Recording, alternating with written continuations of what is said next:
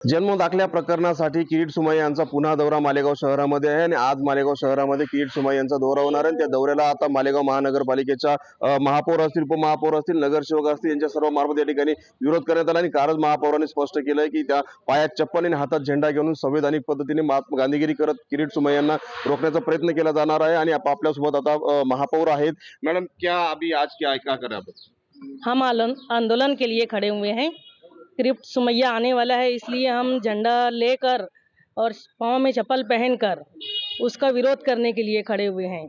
Madam, आज आप भी यहाँ पे खड़े, हाथ में झंडा है, इसका क्या मकसद है और क्या बोलना चाहेंगे? हम आपको ये बताना चाहते हैं कि जो पिछले दिनों में आकर किरीट सोमय्या ने मालेगांव शहर में अपनी सस्ती पॉलिटिक्स करने की कोशिश की, हम उनकी निषेध करते हैं। मालेगांव कॉरपोरेशन की महिलाएं और मालेगांव की नागरिक महिलाएं, इसलिए कि मालेगांव शहर जो है वो हिंदुस्तान प्रेमी है, संविधान प्रेमी, हम संविधान से चलने वाले लोग हैं। यहाँ आकर कोई हमको बदनाम करने की कोशिश करेगा, जिस तरह महाराष्ट्र में और पूरे हिंदुस्तान में मालेगांव को बदनाम करने की नाकाम कोशिश की गई, क्योंकि लोगों को समझ में आ गया कि एसआईटी की रिपोर्ट में कहीं भी मालेगांव शहर में कोई भी बांग्लादेशी और कोई भी रोहिंग्याई नहीं है। हमारी लास्ट जो महासभा हुई थी उसमें हमने मेयर साहबा के नेतृत्व में एक कमेटी बनाई है, ये बताने के लिए कि जो जन्म दाखिले रद्द हुए हैं वो मालेगांव के लोग थे, उसकी जांच होने का काम भी हो रहा है। एसआईटी की रिपोर्ट भी हमारी फेवर में। तो कोई अगर आकर मालेगांव शहर को बदनाम करेगा तो हम मालेगांव शहर में ये धांदलशाही अब नहीं चलेगी। नक्कीच किरीट सोमय्या यांची धांदलशाही चालणार आहे आणि असलेल्या एसआयटीच्या चौकशी आणि त्याबरोबर महापालिकेमधला